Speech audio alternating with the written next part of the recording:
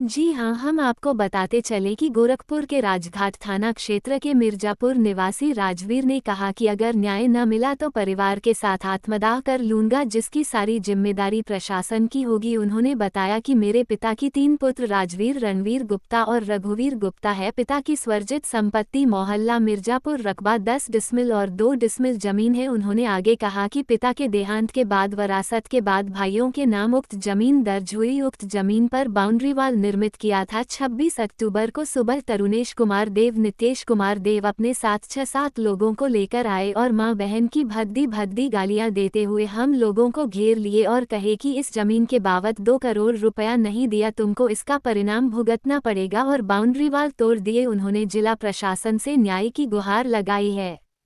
स्थानीय पार्षद ने अपने ऊपर लगाए गए आरोप निराधार है। उन्होंने भी अपना पक्ष रखा। वार्ता कर रहे हैं, किस संबंध में है, क्या मामले को लेकर आप कर रहे हैं? मैं प्रेस वार्ता के माध्यम से शासन को यह अवगत कराना चाहता हूं कि मेरी जमीन मिर्जापुर गोड़ियाना में लाला टोली के पास स्थित है और उस जमीन पर तरुणेश कुमार देव जो है उस पर काफी दिनों से निगाह गड़ाए बैठे हैं, जबकि उनका स्कूल मानक के अनुरूप नहीं है।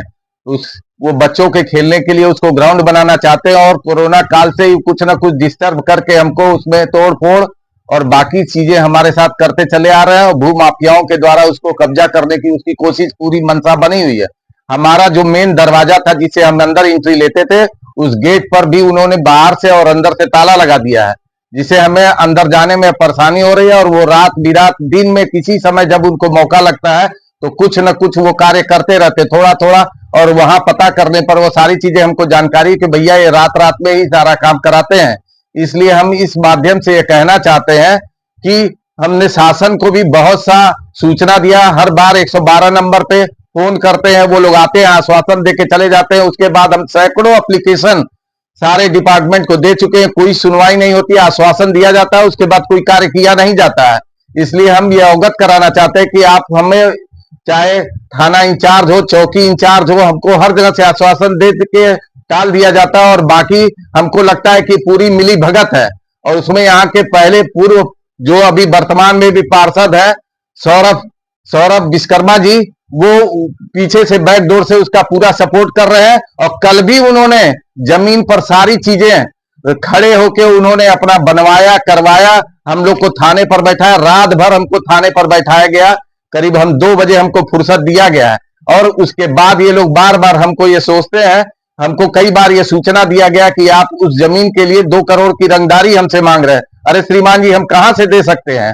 उस 2 करोड़ के लिए बार बार हमको प्रताड़ित किया जा रहा है, मारने की धमकी दी जा रही है कि अगर इस तरीके का कोई काम करोगे तो हम तो जान माल से मारने की धमकी दे देंगे। मेरा एक छोटा सा परिवार है, इन बच्चों के लिए हम क्या करेंगे?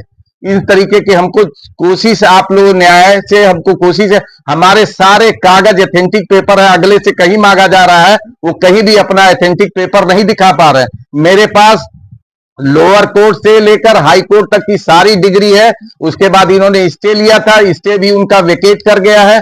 और डीएम साहब के वहां हमारा इन्होंने एक एप्लीकेशन दिया था जिसके माध्यम से एक टीम गठित की 3 सदस्यीय, उसका भी हमारे ही पक्ष में रिपोर्ट लगा है। लेकिन हमको कहीं से भी कोई व्यवस्था और वो व्यवस्था नहीं मिल पा रही है।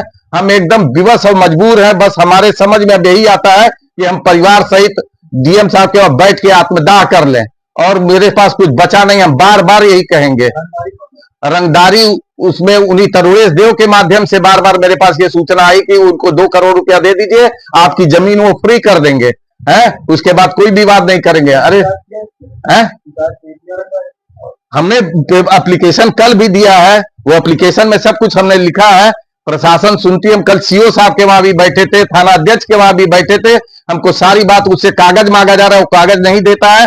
वो और नहीं तो उल्टा ही कहता है कि हम मतलब आत्महत्या कर लेंगे, सुसाइड कर लेंगे और बाकी जो चीजें हैं, और एक नोट भी लिख के जाएंगे आप लोगों के खिलाफ। ये सब धमकी हमेशा देता है। प्रशासन उससे डर जाती है, कुछ कहती सुनती नहीं है, हमको भी टाल के आगे बढ़ा देती है। उसको बैठाया नहीं, जो उससे कल उसे फिर फुर्सत मांग लिया, जाके अपना फिर काम करा रहा है। अब बताइए हम क्या कर सकते हैं? हम एक सीनियर सिटीजन है, हमको वहां कोई जब व्यवस्था, हम क्या कर सकते हैं? हम मार झगड़ा लड़ाई तो कर नहीं सकते।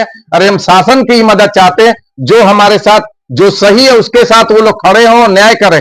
हम तो सीएम साहब का यहाँ इतना सम्मान करते हैं, हम इतना खुश रहते हैं उनसे। कारण क्या है कि उन्होंने जो काम जो इस समय कर रहे हैं सबको न्याय मिल रहा है। तो मेरी भी बात सुनी जाए, मेरी भी बात सुनी जाए और मेरी बात मानी जाए और कागज देखा जाए। हम कुछ हमारे शब्दों पर विश्वास न करके मेन चीज है कागज को देख के सारा कुछ एकदम क्लियर किया जाए, किसका कागज सही, अगर वो देखा जाए, अगले से मांगा जाए कागज, हमसे भी कागज लिया जाए, उस पर संज्ञान में लेकर हमारे साथ उचित निर्णय होना चाहिए। हम बार बार यही बात कर रहे हैं, यही गुहार लगा रहे हैं। अब मेरे पास कोई विकल्प अब शेष नहीं रह गया है। अब हमको सिर्फ एक ही रास्ता नजर आता है कि हम आत्महत्या कर लें, काम खत्म कर लें, उसके बाद कोई विवादे नहीं रह जाएगा। हम बार बार हम इतना दुखित और पीड़ित हो गए, जान लीजिए मेरी आत्मा रो रही है, इतना रो रही है कि जान लीजिए मुंह से केवल बद्दुआ उन लोगों के लिए निकलता है। लेकिन मैं विवश हूं, क्या कर सकता हूं। मेरे छोटे छोटे बच्चे हैं, परिवार है, सारा कुछ है।